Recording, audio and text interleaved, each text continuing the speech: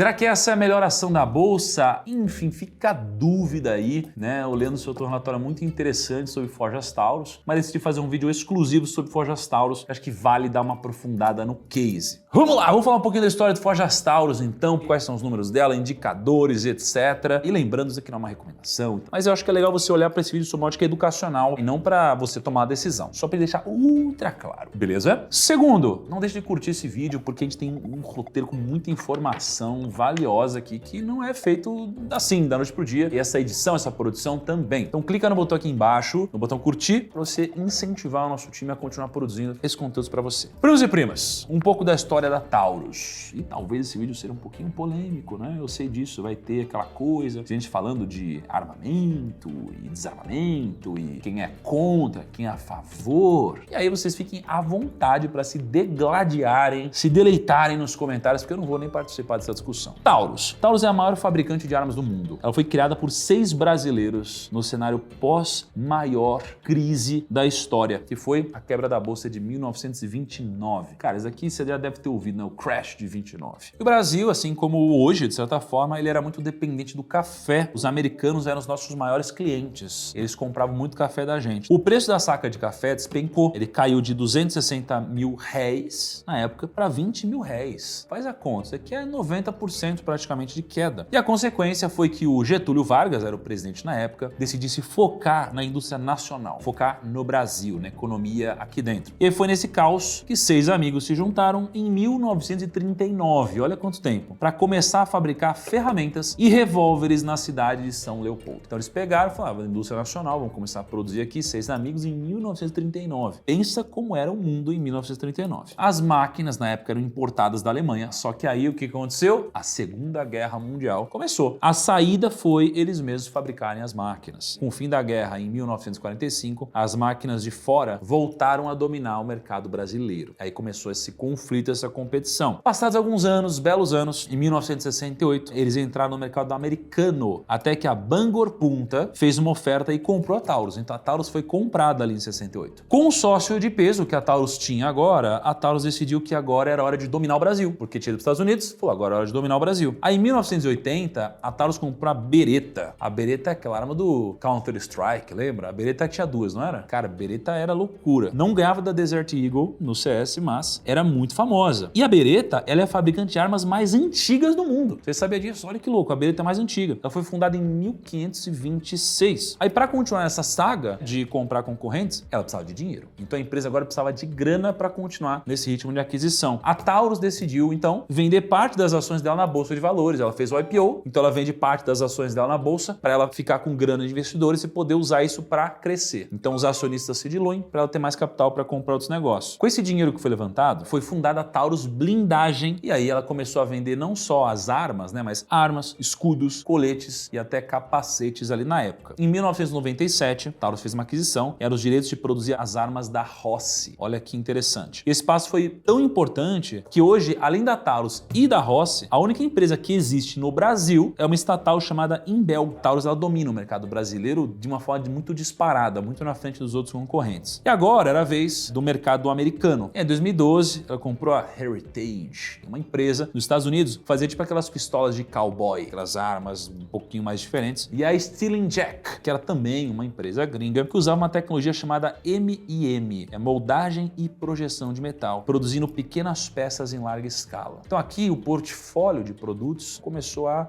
increase, a subir, a multiplicar, a crescer um pouco mais. E além do custo mais baixo, pelo fato de estar aqui, a Taurus era uma das 2 únicas empresas do mundo inteiro que produz essas peças por conta própria. Olha que interessante. Só que aí começaram os problemas. Porque o problema começou quando a Taurus colocou o seu braço de máquinas industriais à venda por 115 milhões para uma empresa chamada Sud Metal. Só que a empresa estava à beira da falência. E mesmo sabendo tudo isso, a Taurus acabou fechando o negócio. Foi um negócio bom? Será que fez sentido? Enfim, o controlador, na época, chamado Renato Conil, já tinha sido controlador da Taurus. Será que era coincidência? Na época, a Ernst Young, que audita os relatórios financeiros, mais uma vez aqui coisa com auditoria, mas dessa vez ela disse que não ia aprovar os relatórios do segundo semestre, de 2012 até 2013, porque a Sud Metal não tinha condições de pagar os 115 milhões. Então olha um exemplo aqui da auditoria, falou, não, é assim que é, tá errado, não vou aprovar esse relatório. E aí a Taurus fez o quê? Ela se adequou voou, né? Ela revisou o valor de venda para 57 milhões de reais e a Taurus reapresentou seu balanço. É talvez a pior coisa que uma empresa poderia fazer em termos de credibilidade. Você mostrar um número e depois você dizer que estava errado e mostrar outro. E aí foi criada uma provisão de que ela sequer iria receber esses 57 milhões de reais do Seed Metal. Era um calote. E o resultado de tudo isso é que o lucro de 2012, de 42 milhões de reais, virou um prejuízo de 117 milhões de reais. Imagina você ter um balanço sendo refeito, revisado dessa forma. E aí só piorou. Em 2013, a qualidade das armas caiu. Vocês devem lembrar da época que as armas da Taurus disparavam sozinhas. Pois é, o resultado foi 80 milhões de reais de prejuízo. Em 2015, ela teve que fazer um recall de quase 1 milhão de armas nos Estados Unidos. 1 milhão de armas, pensa nisso. Depois ela ser processada por civis e por policiais. Ela teve que pagar $200 para cada cliente que devolvesse as armas. Para pensar, tinha 1 milhão de armas nos Estados Unidos. E aí, para tentar reerguer a empresa, a Companhia Brasileira de Cartuchos, a CBC, comprou mais da metade das ações dela. Veio um socorro aqui. E também você pensa no que aconteceu com o preço depois de tudo isso. Aí a empresa começou a se organizar,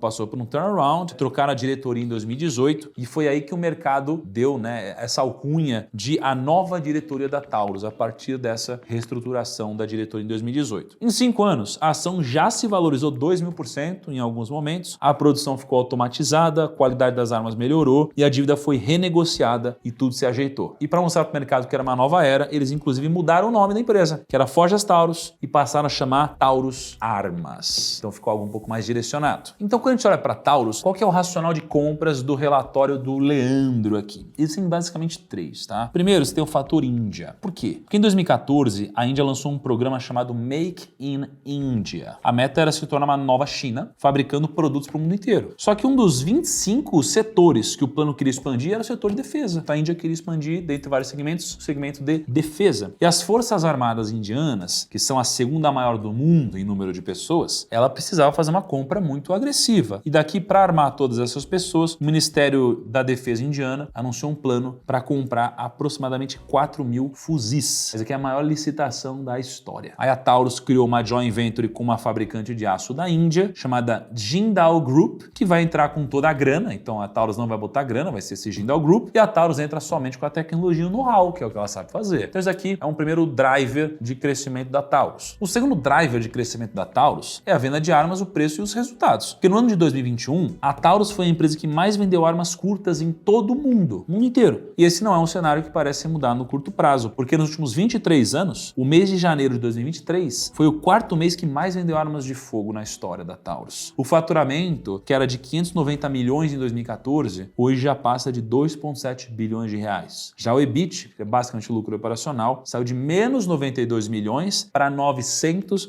milhões de reais. E como consequência disso, o lucro líquido, que era menos 185, foi para 600 milhões de reais. A Taurus também fez algo que não acontecia desde 2013. Ela pagou dividendos. Olha que interessante. Em 2021, ela anunciou a distribuição de 194 milhões de reais em dividendos, mais ou menos R$ 1,62 por ação. Esses dividendos foram pagos em 2022. E além de tudo, se você for ver o preço médio das armas, comparando com os concorrentes, a Taurus ela tem o menor preço médio. Então uma arma ali da Taurus, preço médio, $247, a Ruger 340 e a SW 390. E o terceiro driver é o driver da diversificação no mercado americano. Que ao contrário do que muita gente pensa, o principal mercado da Taurus não é o Brasil, ele é os Estados Unidos. Então tem gente que fala, a economia do Brasil tá ruim, então não vale a pena comprar uma empresa aqui. A diversificação é muito grande, a exportação é muito grande. Hoje, a cada $100 de receita que a Taurus tem, $62 vem dos Estados Unidos. E o crescimento médio por venda da Taurus subiu desde 2018, 16% ao ano, bem acima da inflação. Se você for ver aqui, ó, 708 em 2018, 31, 958, 1111, 1281. E além disso, desde 2011, consecutivamente, o faturamento americano só cresce dentro da Taurus. A receita saiu de 300 milhões de reais para 1,8 bilhão de reais, quase 20% ao ano. Já que no Brasil a receita subiu de 125 milhões para 600 milhões nos últimos 10 anos. Eu lembro que eu estava fazendo um screening um dia desses, estava ensinando para os alunos da mentoria do Mil ao Milhão como fazer um screening, e era um exemplo hipotético. Eu comecei a colocar diversos filtros. Peguei todas as empresas da bolsa, coloquei, eu quero as empresas que têm um PL menor do que 15 e maior que 2. Aí eu fiz lá um filtro, já excluí um monte de empresa na bolsa. Aí eu botei um preço sobre valor patrimonial menor que 3 e maior que 0, já excluí outras empresas também. Eu quero um EV/EBIT menor do que 20 e maior do que 2, também excluí um monte. monte. Eu comecei a colocar vários filtros aí que vocês estão vendo na tela. Talvez você não saiba exatamente o que são, o que representa cada um, mas eu ensino isso daqui no detalhe para os meus alunos, obviamente. Aliás, fica até um convite para você. Eu devo em breve inaugurar nova turma de mentoria do 1.000 milhão, mas vai ser diferente dessa vez. Vai ser o do 1.000 milhão com dividendos. Então o foco vai ser na construção de uma renda passiva. Inclusive, se você quiser participar das aulas gratuitas que vão dar início para esse treinamento, é só você colocar o nome e e-mail no link que está aqui na descrição para você se inscrever nesse nosso evento, tá bom? Link aqui na descrição. E aí, quando eu termino de fazer o screening, eu acabo chegando no que? Eu começo a criar um ranking, né? Ah, PL, quanto menor, melhor. Aí eu ponho o P sobre VP, quanto menor, melhor. Então eu vou fazendo vários filtros que não devem decidir a sua compra, mas eles podem te ajudar a filtrar pelo menos o que é ruim, tirar o que é ruim. Aí eu fiquei muito curioso, porque TASA, que seria Taurus Armas, TASA 3 e TASA 4, ficaram no topo do ranking. Aí eu comecei a olhar para isso e falei, meu, será que tem alguma coisa aqui? E aí quando você olha para os indicadores de Taurus, primeiro você olha para o preço, cara, chegou lá em cima, depois foi lá para baixo, quase o zero, subiu de novo, agora caiu. Só que ainda assim, o PL está em 3,15. Claro, você tem coisas que podem não ser recorrentes e tudo mais. Aí você olha para a margem líquida, pô, 21%. Você olha para o ROI, 55%. Esses números, se eles fossem consistentes todo ano assim, isso aqui seria a melhor empresa do mundo. Mas, obviamente, é muito difícil uma empresa manter esses números, porque eles estão extremamente balançados pelo resultado dos últimos 12 meses. Porque se fosse isso, ela seria a melhor empresa do mundo. Mas é muito difícil de acreditar que vai continuar assim. Vou deixar um link também, caso você queira acessar o relatório do Leandro aqui embaixo, tá bom? E eu quero saber de você, o que você acha? Você acha um bom investimento comprar ações de Taurus ou você acha que não é um bom investimento e eu fiz alguma cagada ou o Leandro fez alguma análise errada? O que você acha melhor? Deixa aqui nos comentários, eu quero ver os argumentos pró e contra. Mas não vem falar que você acha bom ou ruim só. Diz o porquê. Ah, você acha ruim. Por quê? Eu quero saber se você acha ruim, porque você vai me dar mais argumento que talvez eu não tenha visto. Se você achar bom, também. Deixa nos comentários. Grande abraço, até o próximo vídeo. Tchau!